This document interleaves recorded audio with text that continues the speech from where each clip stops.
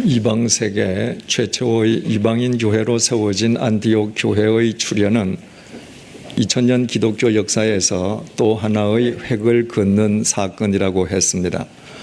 그러나 안티옥 교회가 교회의 역사에서 그토록 큰 비중을 차지하고 있다고 해서 그 교회가 밖으로 이미 잘 알려진 위대한 사도들에 의해서 세워진 것은 아니었습니다. 안디옥 교회의 태동은 놀랍게도 지중해의 섬 구브로와 북아프리카의 항구 도시 구레네에서 온 자신들을 전혀 드러내지 않는 몇 사람의 그리스도인들에 의해서 이루어졌습니다. 그 몇 사람들은 전혀 자신들을 밝히지 않는 무명의 존재들이었지만 그러나 그들에 의해 세워진 안티옥 교회는 생명이 넘치는 교회였습니다. 그 몇 사람에 의해 태동된 안디옥 교회로 인해서 안디옥에 있는 수많은 이방인들이 주님을 영접하는 생명의 역사가 일어난 것입니다. 그것이 가능할 수 있었던 것은 지난 시간에 살펴본 것처럼 하나님의 손이 하나님의 영광을 위해 자신들을 가리려는 그 몇 사람들과 함께 하셨기 때문입니다. 그 몇 사람들은 보잘것없고 그 존재조차도 알려지지 아니한 무명의 인물들에 지나지 않았지만 그러나 그들을 붙들고 계시는 하나님의 손은 천지를 창조하신 전능하신 손이었습니다. 그러므로 우리에게 중요한 것은 우리가 무엇을 지니고 있느냐 하는 것이 아니라 누구의 손에 사로잡혀 사느냐 하는 것이라고 말씀드렸습니다. 똑같은 종이 한 장이라 할지라도 누구의 손에 쥐어져 있느냐에 따라서 그 종이가 쓰레기처럼 버려질 수도 있고 위대한 예술품으로 보존될 수도 있습니다.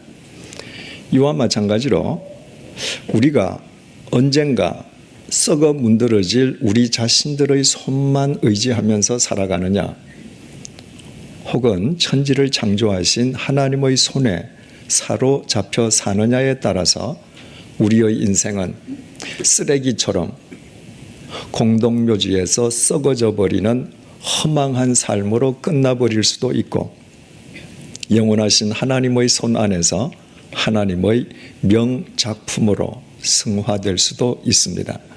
본문 22절을 보시겠습니다.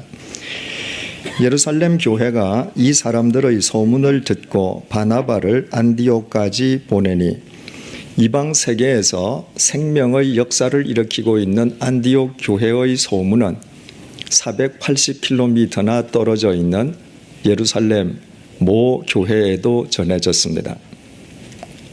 그때까지 유태 그리스도인들로 구성되어 있던 예루살렘 모 교회는 이방 세계에서 할례도 받지 아니한 이방인들을 위한 이방인 교회가 세워졌다는 사실에 대해서 놀라거나 이의를 제기하거나 전혀 공박하지 않았습니다. 그들은 가이사랴의 이방인 고넬료 일행에게 복음을 전하고 세례까지 베풀었던 베드로를 통해서 하나님의 구원은 할례 받지 아니한 이방인까지도 포함하고 있다는 사실을 이미 잘 알고 있었기 때문입니다. 예루살렘 모 교회는 지체 없이 바나바를 안티옥 교회의 목회자로 파송했습니다. 바나바 개인에 대해서는 다음 주일에 상세하게 살펴보도록 하겠습니다. 본문 23절의 증언입니다. 그가 이르러 하나님의 은혜를 보고 기뻐하여 모든 사람에게 굳건한 마음으로 주와 함께 머물러 있으라 권하니 안디옥에 이른 바나바는 하나님께서 이방인들에게 베풀어 주신 은혜를 확인하고 감격해 하면서 안디옥 교회 교인들에게 굳건한 마음으로 주와 함께 머물러 있기를 권했습니다. 우리말 권하다로 번역된 헬라어 동사 파라칼레오가 원문에는 미완료형으로 기록되어 있습니다. 헬라어 문법상 미완료형은 계속과 반복의 동작을 뜻합니다. 즉 바나바는 안디옥 교회 교인들에게 굳건한 마음으로 주와 함께 머물러 있으라는 말을 단 한 번 권한 것이 아니라 기회가 있을 때마다 그렇게 권면한 것이었습니다. 왜 그랬을까요? 굳건한 마음으로 주와 함께 머물러 있는 것, 바로 그것이 믿음이기 때문입니다. 그리스도인으로 살아가는 데에 그 이외에는 다른 길이 없습니다. 24절을 보시겠습니다. 바나바는 착한 사람이요 성령과 믿음이 충만한 사람이라 이에 큰 무리가 죽게 더하여 지더라. 바나바가 안디옥 교회의 목회자가 되기 시작하면서부터 안디옥에 있는 더 많은 사람들이 안디옥 교회로 몰려오기 시작했습니다. 그 모든 사람들은 말할 것도 없이 굳건한 마음으로 주와 함께 머물러 있기를 원하는 사람들이었습니다. 그렇다면 굳건한 마음으로 주와 함께 머물러 있다는 것은 구체적으로 무슨 의미이겠습니까? 우리말 함께 머물러 있다라고 번역된 헬라어 동사 프로스메노는 꼭 붙어 있다는 의미입니다. 그러므로 굳건한 마음으로 주와 함께 머물러 있으라고 하는 것은 굳건한 마음으로 전혀 흔들림 없는 마음으로 어떤 경우에도 주님을 놓치지 않겠다는 마음으로 주님을 붙들고 살라는 의미입니다. 믿음은 굳건한 마음으로 주님을 붙들고 사는 것입니다. 주님을 믿는다고 하면서도 그 마음이 주님을 굳건하게 붙들려 하지 않는다면 그는 결코 자기 욕망을 쫓아 살려는 자기 자신을 넘어설 수가 없습니다. 그런 사람에게 하나님의 말씀은 아무리 들려져도 단순한 지식, 정보 이상의 의미를 지닐 수는 없습니다. 굳건한 마음으로 주님께 붙어 있는 사람만 참다운 하나님의 자녀, 진정한 그리스도인으로 살 수 있습니다. 굳건한 마음으로 주님께 붙어 있는 사람을 통해서만 주님의 생명과 능력이 역사하시기 때문임은 두말할 나위가 없습니다. 하나님께서 아담과 하와를 창조하신 이래 이 세상에 태어났던 인간들이 오늘까지 얼마나 많았겠습니까? 그야말로 온 우주의 별보다도 더 많고 전 세계 모든 바닷가의 모래알을 합친 것보다 더 많지 않겠습니까? 그런데 헤아리는 것 자체가 불가능할 정도로 그 많은 인간들 가운데에 이 땅에 오셨던 성자 하나님이신 예수 그리스도와 함께 3년을 밤낮 동안 함께 동거한 사람은 단 12명밖에 없었습니다. 그렇다면 그 사람들은 특별히 주님으로부터 크나큰 은혜를 입은 사람들임이 분명합니다. 그들은 3년 동안 이 세상 누구보다도 주님의 말씀을 많이 들었습니다. 그들은 주님께서 이 땅에 계시는 동안 행하신 모든 표적과 기사의 증인이기도 했습니다. 주님께서 온갖 병자들을 고치시고 죽은 자를 살리시고 떡 5조각과 물고기 2토막으로 수많은 군중을 먹이시고 바다 위를 걸어오시고 말씀 한마디로 폭풍을 잠재우시는 것을 그들은 글이나 소문으로 접한 것이 아니라 그 모든 것을 자신들의 두 눈으로 생생하게 목격했습니다.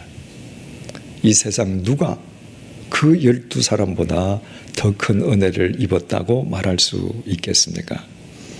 그러나 그 12명의 제자들이 모두 처음부터 주님의 진실된 제자로 살았던 것은 아니었습니다. 그들은 주님을 모시고 사는 3년 동안 많은 실수를 거듭했습니다.